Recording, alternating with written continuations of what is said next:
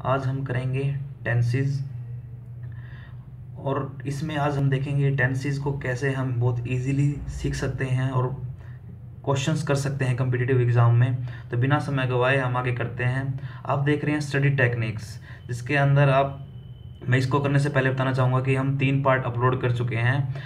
Vocabulary का part 1 और 2 और क्वांट सेक्शन से बोट एंड स्ट्रीम। तो बिना समय गवाए चलो करते हैं टेंसेस। टेंसेस को हम दो अप्रोचेस से करेंगे, एक तो कीवर्ड अप्रोच और एक टाइमलाइन अप्रोच। पहले देख लेते हैं हम टेंस का मतलब क्या होता है और टेंस क्या डिस्क्राइब करता है। काफ़ी टाइम तो हम यही नहीं देख सोच पाते कि टेंस मतलब क्या शो करना चाहता है और मतलब क्या दर्शाता है। तभी हम आइडेंटिफाई नहीं कर पाते कि वह किस से रिलेटेड क्वेश्चन है, या फिर स्टेटमेंट है, या फिर कोई भी वर्ड दिया हुआ है या लाइन्स दी हुई, सेंटेंस दिया हुआ है। चलो देखते हैं टेंसेस।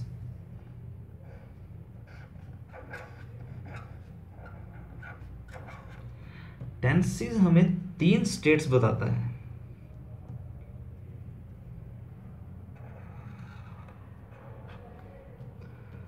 टाइम,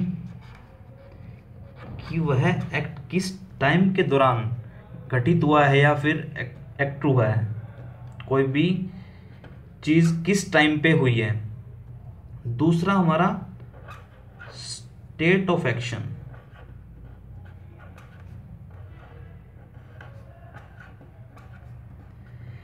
कि वह उस टाइम के दौरान किस स्टेट ऑफ एक्शन को दर्शा रहा है। इसके बारे में हम तीनों आगे देखेंगे, पहले आप इतने एक बार देख लीजिए, नोट कर लीजिए। तीसरा टाइम फ्रेम,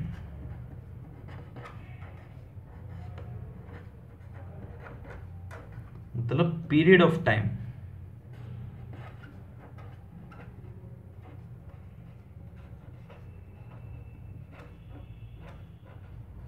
तो टेंस वही है जो एक किसी पर्टिकुलर टाइम को, स्टेट ऑफ एक्शन या फिर किसी टाइम फ्रेम को शो करे, उसी को ही हम टेंस बोलते हैं। मतलब जो किसी काल को दर्शाए, किसी दशा को दर्शाए कि कैसा उसका एक्शन है, किस टाइम का एक्शन है, यदि हम हिंदी में बोलें तो।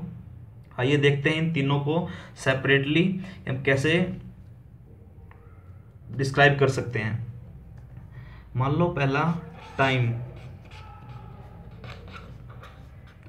टाइम से क्या मतलब निकलता है, आइए देखते हैं। अब कोई मैं इसके एग्जांपल से शो करता हूँ कि कैसे ये टाइम को शो करता है। For example, he goes to market.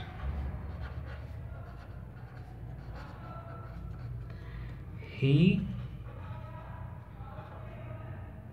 Went to market.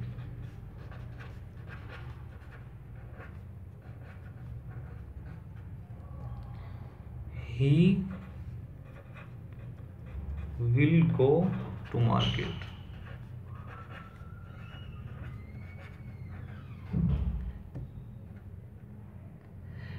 मैं एक मान के चल रहा हूँ कि आपको थोड़ी बेसिक नॉलेज तो पहले से है ही टेंस की। तो मैं आपको थोड़ा रूल भी बताऊंगा पहले, थोड़ा इसके बाद बताऊंगा। पहले ये बता देता हूँ कि टेंसेस क्या क्या होते हैं। अब यहाँ पर आप देख सकते हैं तीनों में डिफरेंस। यह हमारा शो कर रहा है प्रेजेंट टेंस, मतलब present time of period. Present time मतलब जो अभी घटित होता है। ये वेंट, इसका मतलब ये है हमारा पास्ट टाइम, भूतकाल। ये हमारा फ्यूचर टाइम।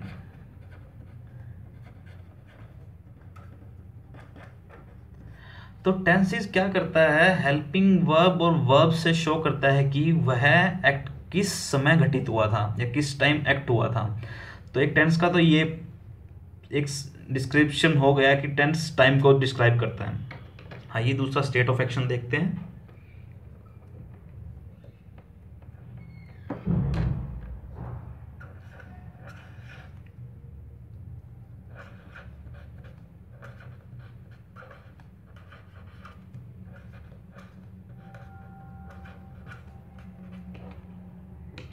इसको भी हम एग्जाम्पल से ही समझेंगे। For example, I right letters regularly.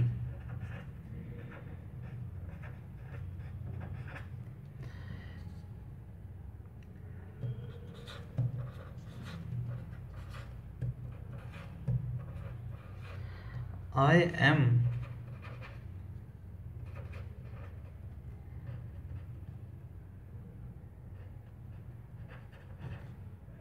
writing a letter. तीसरा, I have just written a letter.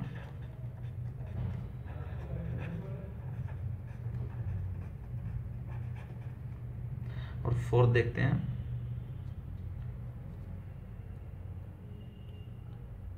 यदि आपको शो नहीं, थोड़ा ऊपर कर देता हूं ये।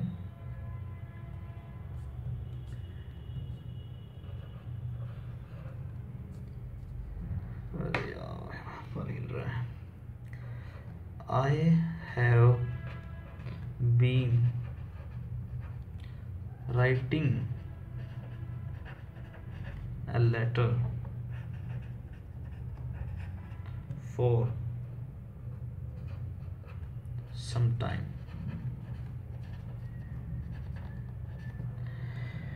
देखिए, मैंने पर्टिकुलर टाइम का लेके आगे एक स्टेट ऑफ एक्शन को डिस्क्राइब कर रहा हूँ। मैंने इसमें प्रेजेंट टेंस के मतलब प्रेजेंट टाइम के 4 एग्जांपल्स और लिए हैं। तब देखिए ये कैसे स्टेट ऑफ एक्शन को डिस्क्राइब करता है। आई राइट अ लेटर रेगुलरली, मतलब ये हमारा हैबिचुअल एक्शंस को डिस्क्राइब करता है, जिसको हम प्रेजेंट इंडेफिनिट बोलते हैं। इंडेफिनिट और हैबिचुअल एक्शन भी बोला जाता है इसको।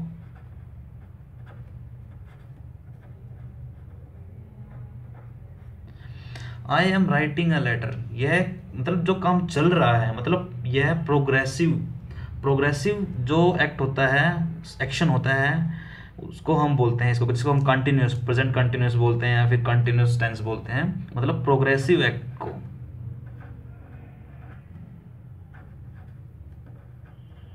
जो हमारा चल रहा हो। I have just written a letter, मतलब यह एक्शन वो है जो मतलब प्रेजेंट टेंस से पहले चला हो, मतलब प्रीसीडिंग एक्शन। इसको बाद में हम अच्छी तरह आपको टाइमलाइन से डिस्क्राइब करूंगा, मतलब ये कैसे कैसे किस टाइम पे घटित होते हैं ये act.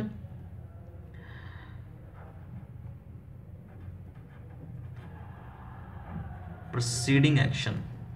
I have been writing a letter for some time, यह टाइम एक्सप्रेशन को डिस्क्राइब करता है, जो कि एक प्रीसीडिंग एक्शन से रिलेटेड होता है, जो कि टाइम स्लॉट या एक्सप्रेशन को डिस्क्राइब करता है।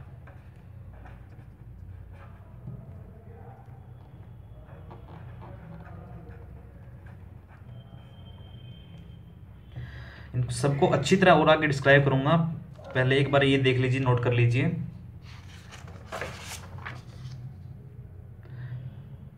तीसरा हमारे पास है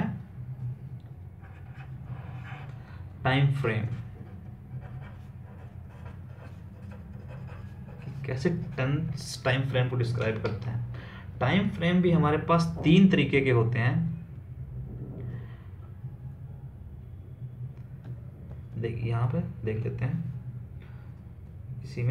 इसी के 3 पार्ट, इसी को 3 पार्ट में डिस्क्राइब हो जाएंगे ये। Point of time, period of time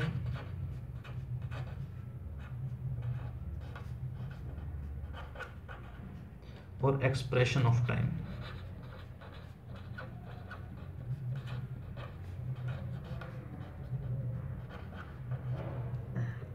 अब देखिए जैसे पॉइंट ऑफ टाइम कैसे, मतलब जब जैसे फॉर एग्जांपल इन 1930 बोला जाए तो एक पर्टिकुलर पॉइंट ऑफ टाइम है। फॉर एग्जांपल ऑन मंडे, एक particular time point of time है। तो ये एक टाइम फ्रेम हो गया एक तरीके से, जो पॉइंट ऑफ टाइम को, पर्टिकुलर पॉइंट ऑफ टाइम को डिस्क्राइब करता है। अब पीरियड ऑफ टाइम जैसे एग्जांपल फ्रॉम 1930 टू 1950 एक पीरियड ऑफ टाइम हो गया। Monday to Saturday, Monday to Sunday period of time. Expression of time कैसे, इन दोनों को मिलाते हैं जब एक्सप्रेशन ऑफ टाइम मिलता है। फॉर एग्जांपल विंटर 90-30, मतलब 90-30 का एक विंटर का सेशन, पॉइंट ऑफ टाइम और पीरियड टाइम को दोनों को मिला के एक्सप्रेशन ऑफ टाइम बनता है। तो टेंस जो हमारा है इन तीनों पार्ट को मिलाकर बना है कि कैसे हमारा शो करता है टाइम, समय को, स्टेट ऑफ एक्शन को एंड टाइम फ्रेम को। हम देखते हैं कि टेंस हम ऐसे कितने भी रूल पढ़ते रहें कि आगे पर कंपटीशन में हमें या किसी एग्ज़ाम में हमें समझ ही नहीं आता कि ये किस चीज़ का है, किसके बारे में बोल रहा है, कौन सा समय है। तो हम कितने भी रूल पढ़ते रहें टेंस कभी भी नहीं आएंगे, कभी भी नहीं आएंगे। तो हम इसको सीखने का बहुत सबसे आसान तरीका करेंगे। एक तो हमारा टाइमलाइन अप्रोच, कि हमें पहले तो हमें पहचानना पड़ेगा कि वह एक्ट किस टाइम हुआ है और किस टाइम फ्रेम या किस स्टेट ऑफ एक्शन में हुआ है, तभी हम उसको आइडेंटिफाई कर सकते हैं कि पर्टिकुलर सेंटेंस या फिर एक्ट किस समय का है। दूसरा, हम कुछ कीवर्ड्स अप्रोच भी रखेंगे इसमें, कि मतलब पर्टिकुलर कीवर्ड डिस्क्राइब करता है कि ये किस टाइम ऑफ एक्शन से रिलेटेड है। तो इसको करने से पहले तो हम एक बार वर्ब देख लेते हैं, क्योंकि वर्ब भी डिस्क्राइब करता है इसके अंदर कि किस टाइम ऑफ एक्शंस का था वो वर्ब।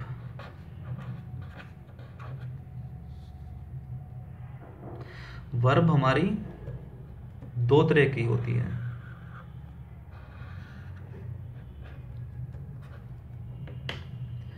ऑक्सिलरी वर्ब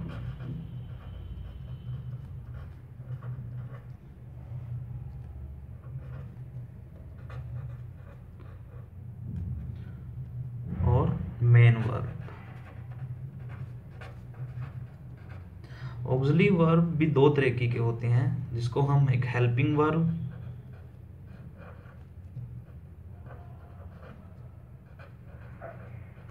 और दूसरा मॉडल्स बोलते हैं। Model, not models, model.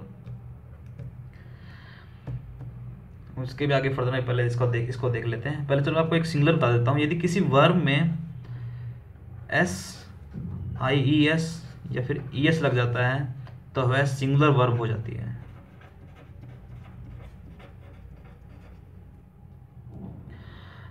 अब ऑक्सिलरी वर्ब मॉडल्स हम अलग से सेपरेटली पढ़ेंगे, मॉडल्स को हम, इसलिए इसको एक बार छोड़ देते हैं। अब हेल्पिंग वर्ब देखते हैं हम, हेल्पिंग वर्ब क्या क्या होती है। जैसे is, am, are, was, were, has, have, had, do, does, did. ये सारी मेरी ऑक्सिलरी और हेल्पिंग वर्ब या इसको प्राइमरी वर्ब भी बोलते हैं हम। ये सारे बी फॉर्म, एक तरीके से बी फॉर्म ही है सारी ये, तो देख लीजिए इनको। अब मेन वर्ब बी के भी आगे फर्दर पार्ट्स हैं।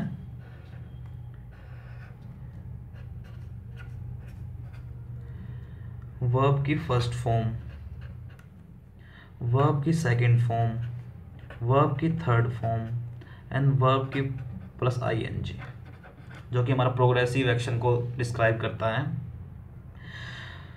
जैसे फॉर एग्जांपल, जैसे एक एग्जांपल देता हूँ, जैसे वर्क फर्स्ट फॉर्म हो गई, वर्कड थर्ड फॉर्म हो गई, सेकंड फॉर्म हो गई, सॉरी, इसकी थर्ड फॉर्म भी वर्कड एंड वर्किंग।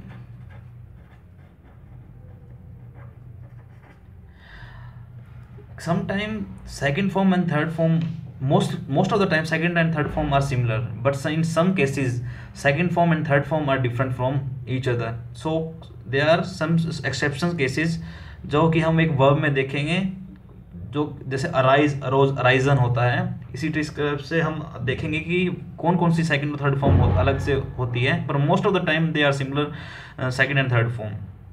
तो ये हमारी वर्ब का पार्ट हो गया जो हमारा टाइम ऑफ एक्शन दिखाएगा। चलो आगे देखते हैं।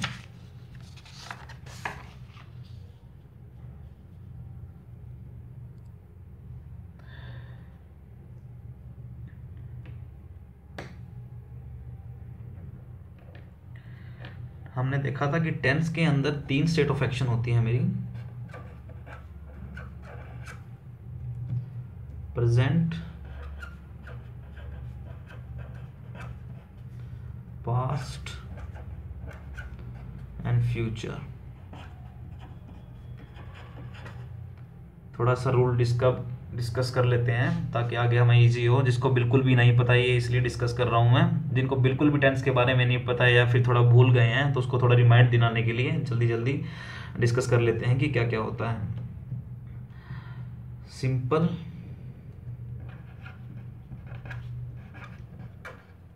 सिंपल के अंदर देखिए हमारा सब्जेक्ट प्लस वर्ब की फर्स्ट फॉर्म होती है हमारी। मैं ऑब्जेक्ट नहीं लिखा क्योंकि ऑब्जेक्ट तो होता ही है। पास्ट के अंदर सब्जेक्ट प्लस वर्ब की सेकंड फॉर्म। इसके अंदर subject plus will shell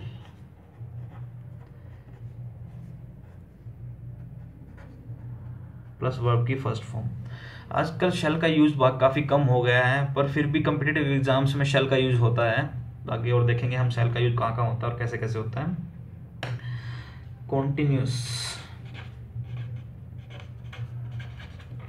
continuous के अंदर subject plus is am are plus verb plus ING लगता है। इसके अंदर subject plus was were plus verb plus ING. इसके अंदर subject plus will shall plus be plus verb की प्लस आईएनजी। ये तो आपके बिल्कुल टिप्स पे होने चाहिए कि कोई भी आपको बोला उसी टाइम आपके निकल के आना चाहिए कि इस पर्टिकुलर टाइम में ये वर्ब ये हेल्पिंग वर्ब यूज होती है हमारी।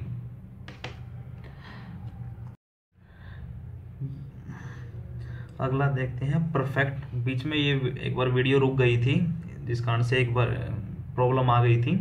देख लीजिए परफेक्ट में सब्जेक्ट प्लस हैज है प्लस वर्ब की थर्ड फॉर्म। पास्ट के अंदर subject plus had plus verb की थर्ड फॉर्म। और फ्यूचर के अंदर सब्जेक्ट विल शैल हमेशा रहेगा फ्यूचर टेंस में प्लस हैव प्लस वर्ब की third form. And perfect continuous के अंदर इसका देखते हैं subject has have plus been, इसके अंदर बीन एक्स्ट्रा लग जाता है प्लस वर्ब प्लस आईएनजी। इसके अंदर subject plus had plus been plus verb plus ING. इसके अंदर subject plus will shall plus have plus been plus verb plus ING. तो आप देख सकते हैं ये सारे रूल्स हैं टेंसेस के। तो आज के लिए तो इतना ही। फर्दर हम आगे देखेंगे कि सभी टेंसेस में कैसे कैसे हम अप्लाई कर सकते हैं अप्रोचेस को। एक ये बेसिक सबको हमने आइडिया दे दिया कि टेंस क्या क्या होते हैं, कैसे हम आइडेंटिफाई करते हैं, क्या उसके रूल्स होते हैं, किस स्टेट को डिस्क्राइब करता है। तो आप एक बार समझ गए हैं कि टेंस क्या होता है, क्या डिस्क्राइब करता है टेंस। तो यदि आपको लेक्चर अच्छा लगा हो तो वीडियो को लाइक कीजिए। जो रेड बटन है उसको सब्सक्राइब करना मत भूलिए। इसका ये फ़ायदा होगा कि आपको रेगुलर नोटिफिकेशन मिलते रहेंगे और आपकी कोई भी वीडियो मिस नहीं होएगी। यदि और आप कमेंट भी कीजिए, यदि आपको अच्छा लगा हो या बुरा लगा हो दोनों बताइए। यदि आपको अच्छा नहीं लगा तो डिसलाइक भी आप कर सकते हैं, तभी मेरे को पता लगेगा कि मैं कंटेंट अच्छा दे रहा हूँ या नहीं दे रहा हूँ। यदि आप बताएंगे कि अच्छा है या फिर क्या इम्प्रूव करना चाहिए तो मैं उसको इम्प्रूव करूँगा और मेरे को पता भी लगेगा कि क्या रिक्वायरमेंट है और क्या मुझे क्या देना चाहिए मटेरियल। तो थैंक यू एंड बाय।